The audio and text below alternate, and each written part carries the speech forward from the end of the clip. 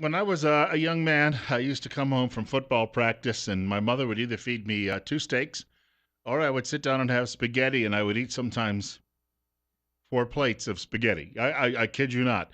Love the stuff, and I still do. And in a few minutes, we're going to tell you about a big spaghetti dinner coming up, but it's for a really good cause. We have someone dropping by our studio in about 15 minutes with some details on that. Also, in the next half hour, Steve Millington will join us. He is the chairman of the Twin Falls County Republican Party. And we're going to talk about the just concluded Republican State Convention, which took place in Nampa, started last Thursday, wrapped up on Saturday evening, and he'll have some details about that, what it means, and perhaps clear up some of the perceptions that were created by the media in the state immediately after day one of that convention. Because, of course, the idea is if you're a member of the liberal Fourth Estate, is that what they call it? If you're a member of that group, you have to make Republicans look as kooky as you possibly can so you can elect your own fellow travelers.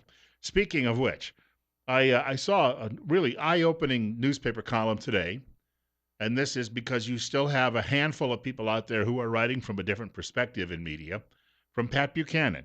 Pat Buchanan is just vilified on the left in this country. They call him a bigot and a racist, and he is simply put a nationalist and a great patriot, and everything that he has predicted over the last 25 years has come to pass.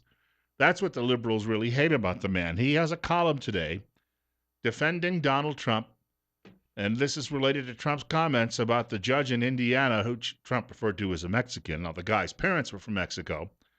Did you know, though, this part of the story was a little late being reported by your fellow travelers in extended media, that the judge is a member of La Raza? Yes, that's known as, it translates as the race. No, there are no racists over in the race, but these are people, of course, who are looking for open borders and to have this country overrun by the peoples of the third world, and to have all of you take care of them with what little wherewithal you still have left as you struggle to make a living on your own and try to find a way to save for retirement or put the kids through school. And the people who brought the lawsuit, the law firm bringing the lawsuit against Trump University, and this is what this is all related to, the law firm is also involved with La Raza. So when Trump says, I may not get a fair shake, perhaps Donald Trump is right. And to say, well, the judge would never let his ethnicity play a part in all of this, Buchanan brings up a good point. We have a Latino justice of the Supreme Court. She calls herself a wise Latina. Her name is Sonia Sotomayor. And she said during her confirmation that her ethnicity, being a Latin woman, would play a huge role in how she would make rulings in her decisions. In fact, Lefty out there doesn't want the best, most qualified justice. Lefty wants a mosaic. In other words, you got to have a justice that's a woman in this case, and one that's left-handed in this case, and one that's homosexual in this case. There is one of those on the court, at least one. And so these people are all there to make rulings and to try and change the country, if you will. They're doing all of this simply because they believe that the country needs changing and that we've been a bad, bad, bad, bad country for many, many years, and that the only way to make things right is to punish the rest of you. They call it white privilege, of course. But he makes the point. She testified when she was at her confirmation that her race would be a factor in how she made rulings. Going all the way back to the 1960s, when Thurgood Marshall was named to the Supreme Court by then President Lyndon Johnson, Marshall had been the president of the NAACP. He had also brought a desegregation case before the Supreme Court in 1954. So he was already well known because he was a one-issue guy when it came to the law. In fact, Lyndon Johnson, if you didn't know this, Johnson brought Marshall into the Oval Office and said, they tell me I need a on the Supreme Court. Well, if you said that today, of course, you would be drummed out of office, Johnson being, though, the great liberal at the time. And the liberals in America were really fond of him because of all of the social programs he was launching that we could not pay for. They excused the fact that he used the N-word while addressing his next nominee directly face-to-face. I mean, this happened. This is not something that we're making up. Historians have actually said, yes, there were people who witnessed all of this, know that it happened. So he was put on the Supreme Court because everyone said, we really need a black justice. Then, of course, then we needed a Latino justice. Then we needed a lesbian justice. And the liberals have been screaming for years about the Supreme Court, saying, well, Before Justice Scalia died, there were 6 Roman Catholics. There are 5 now, but there were 6 Roman Catholics and 3 Jews. And the liberals kept saying that's not representative of America. They would have really been upset if those Roman Catholics had actually adhered to what their faith tells them to adhere to. And Buchanan says, think about this for a moment. If Barack Obama were to nominate a Muslim for the Supreme Court, the left would then demand that that Muslim disavow his faith or her faith before actually taking that seat. So they'd have to say, oh, no, my Islamic beliefs would not have any impact on how I would rule. So the left is very aware that all of these things do become important. Now, the judge in Indiana is not a member of the United States Supreme Court, but is a federal judge and therefore appointed just like the justices are at the Supreme Court, and was likely appointed because he was expected to toe the line on certain ethnic issues and certain political issues. So there you have it, 12 minutes after 8 o'clock. Bill Colley with you on Top Story. And Buchanan goes even more down the road on this one when he accuses many of his fellow Republicans who are jumping all over Trump right now. He said they've been drinking the liberal Kool-Aid themselves. And there's a lot of truth to that. They're also dang worried about what the media might say about them. They're afraid of their own shadows any longer. Bill Colley with you on Top Story this morning on News Radio 1310, KLIX, and NewsRadio1310.com. The nation has just turned into a nation of panty wastes. This comes from the Daily Caller. BuzzFeed has reportedly backed out of $1 million advertising deal with the Republican National Committee because showing ads for Trump hurts the feelings of the website's wimpy employees. The writer says the Trump campaign is directly opposed to the freedoms of our workers in the United States and around the world, and in some cases, such as his proposed ban on international travel for Muslims, would make it impossible for our workers to do their jobs. That came from a statement from BuzzFeed. When did he ever propose an international travel ban on Muslims? It's impossible to do that, my friends. He doesn't have any. If he becomes president, he cannot say a Muslim can't travel from Egypt to Syria, or from Syria to Germany, or from Tajikistan to Russia. Now, he could say we could put a ban on immigration and also refugees coming to this country, and to use his power as the president perhaps to try and leverage that until we figured out, as he said, who is who. In other words, don't bring any terrorists here. He doesn't have problems with people who want to come here, be successful, and do a job. He just doesn't want any terrorists coming here. And did you read the other day, by the way, you may have seen this, that Vermont, the Health Department of Vermont was doing some reviews, physicals for these refugees who are coming in. 35%, for you liberals out there, that is over 1/3, tested positive for tuberculosis. And in some of these cases, this is drug-resistant tuberculosis. And yet the liberals say, well, if it only kills a few million Americans, at least we'll feel better about ourselves because we were compassionate.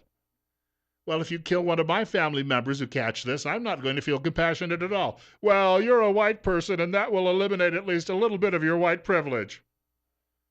Let me share a couple of things with you from the past 24 hours on this particular story. There is a fellow by the name of David, I believe it's David Zawarek. He writes for the Baltimore Sun. I think he's a liberal, but at least he's a somewhat open-minded liberal. I know that doesn't happen a lot. What are they doing over at CNN, by the way? Because all of a sudden the Clinton News Network is starting to show signs of doing some actual journalism. He was on a panel with a group of fellow liberals yesterday who were complaining that Trump is being mean to media. And of course, you know the American people love the folks in media, just love them to death. And he broke into a conversation, interrupting a woman by the name of Katrina Vanderhovel, or Wavel, or Hoovel, or whatever her name is pronounced. She is an uber liberal and frankly, a communist. And he broke into a conversation to interrupt her to say that President Obama is far worse to media. If, when we say what a threat Trump is to the press, and he is, all the things you listed, I agree. But so far, nothing rivals what President Obama did to James Risen, did to James Rosen, and did to the AP, trying to criminalize reporting. They called Rosen a criminal co-conspirator. Eric Holder wrote that to get the subpoena. They subpoenaed Risen. Ask Risen what he called him. He said he's the biggest threat. The Obama administration was the biggest threat to the press in a generation.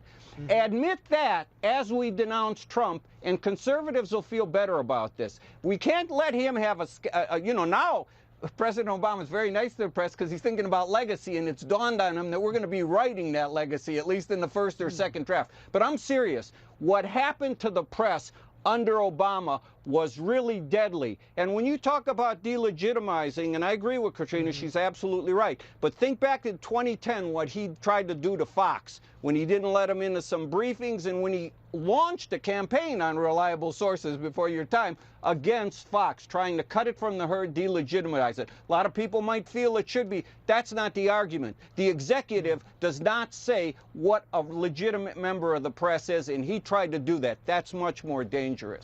And again, they let him get away with it because, number one, either they're afraid of him, or number two, it's the Stockholm syndrome. They now like their abuser. Or number three, as I said the other day on the program, and remember, a liberal chewed me out for it, but it's like the old scene from Animal House. Negroes are cool.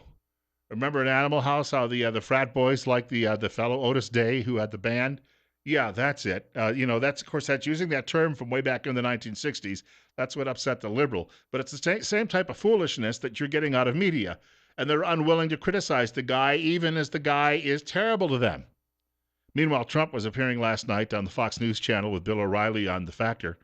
And Trump addressed the very same issue of Trump U and the Latino judge. So do you regret making it personal with the judge? Look, I've had very, very unfair decisions. People said this should have gone away a long time ago in summary judgment.